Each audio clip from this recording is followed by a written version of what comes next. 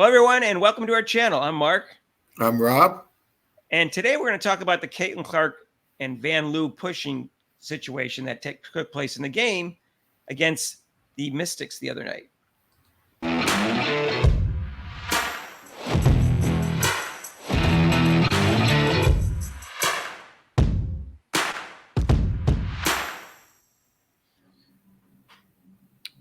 So if you haven't subscribed to our channel yet, please do so and hit the notification bell when you do.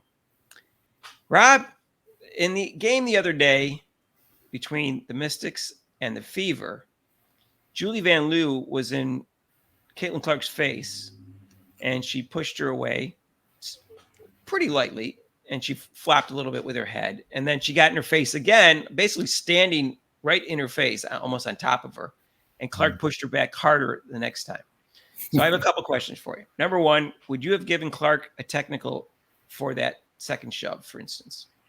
You know what would have happened, Mark? The referee, I probably would have if I was the referee because maybe I didn't see the first action, and I probably would have teed her up. Let's say you saw the whole thing.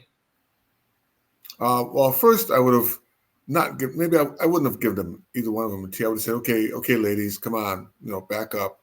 Don't back up a little. But the shove, though, you got to be careful with that. I mean, even though she's in the face, you got to be careful with physical action. Okay, so you would just give a warning. You wouldn't have given a technical to Clark. No, I wouldn't give her a technical. The Angel Reese fans on Twitter thought that Caitlin Clark should have been ejected for that. No, I mean, Vanloo was initiating the contact. So what am I? If you look close to it, it looks like she almost like headbutted her. Right. Rob, I will tell you, if I saw the whole play, there's no way I would have given a technical to Caitlin Clark. I would have given a warning to both of them because, first of all, Julie Vanloo was wrong. You have to give the person space to move around. And she was basically standing right over her. I would have pushed her away. Anybody would have pushed her away. That was illegal defense. That's a foul at that point, Rob. Yeah, I would have. If I was a referee, if she did it twice, I probably would have called a foul on Vanloo for initiating the contact. It's like, hey, back up. But you can see obviously what she was trying to do is to try to. That's what you kind of do with a superstar: get them pissed off and get them thrown out of the game. They were trying to get her in foul trouble and get thrown out of the game the whole game. They were doing the same thing with Boston, and it worked because Boston didn't get foul out, but she got close to fouling out. Yeah. And Clark had 4 fouls. Rob, here's what I read about defensive players, what they have to do in terms of offensive players, in terms of space. It says they're generally required to give offensive players enough space to move around and make plays while also maintaining the defensive stance and position. There are no specific rules dictating a set amount of space that a defensive player must give an offensive player in basketball. However, defensive players are typically expected to maintain a defensive position that allows them to effectively guard the offensive player without impeding their movements or committing a foul. Mm-hmm. So she was impeding her movement, Rob. Yes, she was. She was. You on defense, if someone passes the ball, you kind of block their path. When they're cutting to the basket, you kind of cut them off, but you don't step up on top of them like that. That's a foul.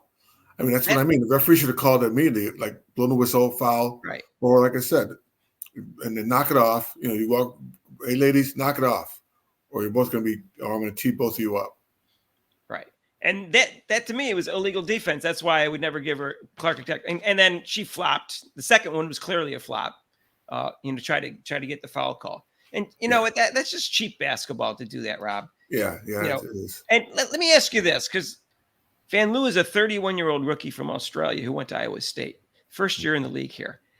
And she knew exactly what she was doing, Rob. And I know that she's white, and this isn't a black and thing against a white player, and the whole conspiracy against Caitlin Clark and all that. But let me ask you this: would Vanloo have done that to Kennedy Carter? No, I doubt it. The lack of respect for Caitlin Clark is unbelievable. And over physicality against her just because she's Caitlin Clark is mind-boggling to me. I can't imagine her doing that to Kennedy Carter because Kennedy Carter would have decked her. Yeah, she would have. Yeah, Kennedy Carter would have. Well, that's the whole thing. She would maybe not. She's at her best behavior right now, Rob. But no, I think she would have. I think she would have decked her. because it's just ridiculous that she thinks she should be able to get away with that.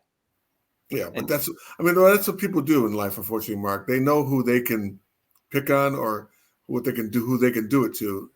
I mean, Clark. Luckily, Clark probably wanted to, but she's so used to that. I mean, she's used to that people doing that, trying to get her off her game or trying to get her out of the game. So right. that's why she's just like, get away from me, get off me, get And off I me, saw New York, get off of me, get I off. saw some headline about that where they said, "Oh, this bring back to the Iowa days from Caitlin Clark," because there's a video out, and we've talked about this in one other video where they show Caitlin Clark doing things like this, but they never show what took place before that. I watched her for 4 years. She never once instigated situations like this at all. Someone did something first and she retaliated because she says, "I'm Right, not going to put up with this." She's a tough cookie. I've right. never seen her do it first. And you can see who was wrong first in this particular case. Mm-hmm. And then then DJ Carrington, of course, had to get involved in this, where she Yeah, put out a tweet about like, and I'm so and so, I'm this, and I don't want to use all the words she used. You can go look it up on Twitter. And it's like, mm-hmm. no, listen. First of all, DJ Carrington's situation with Caitlin Clark was she fouled Caitlin Clark. It was a clear foul. She cut her off at the last second. Caitlin Clark had no room to move, and she bumped her, and it was a clear foul. And Caitlin Clark did not flop. I watched it at 2 different angles. There was no flop whatsoever. Then Right. DJ Carrington pretended she flopped or Uh-huh. accused her of flopping, I should say, and went like this twice and so like this. And yeah, the reason that she got crap for this was because Caitlin Clark didn't flop. You fouled her. Yeah, It wasn't because she was Caitlin Clark and you're DJ Carrington. It was because she didn't flop and you were making fun of her. She should have got a technical for that. Yeah, and then you did this. This little motion, like, come on. Right. So that's the difference. Vanloo flopped. We get that. But that's why you got a different response. Right. But Vanloo was wrong too. She should be given a hard time also. If they want to give her a hard time on Twitter, fine. But none of this racist stuff and none of this like death sentence and stuff like that. That's silly. I don't know who's doing all that stuff. And I know the Clark fans and Reese fans, I've heard they're saying racist things and making death threats. Stop it. It's just grow up.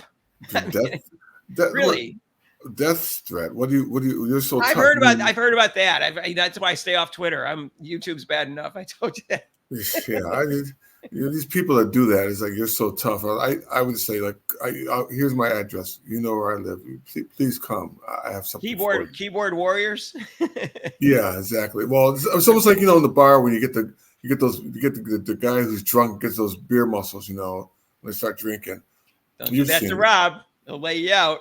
I won't lay. I usually not me. I wasn't a fight. I was in a fight. I just walked away. Because I knew if I did something, just like the Caitlin Clark, if I knew they would see the person do that to me, but they wouldn't see the first time the contact that the person did to me. So that's why I never really reacted to it. I think the ref saw the whole thing because he was kind of right in front of it. Yeah, he did, but he should have just told him to knock it off. Not far away in that one video. I would have stepped in and said, "Okay, hey ladies, knock it off. I'm giving you both tees." All right. Anyways, that's our take. Stop it. If you haven't subscribed yet, please do so and hit that notification bell when you do. And guess what, Rob? We got a live show tonight. Oh, wow. July 12th against, guess who?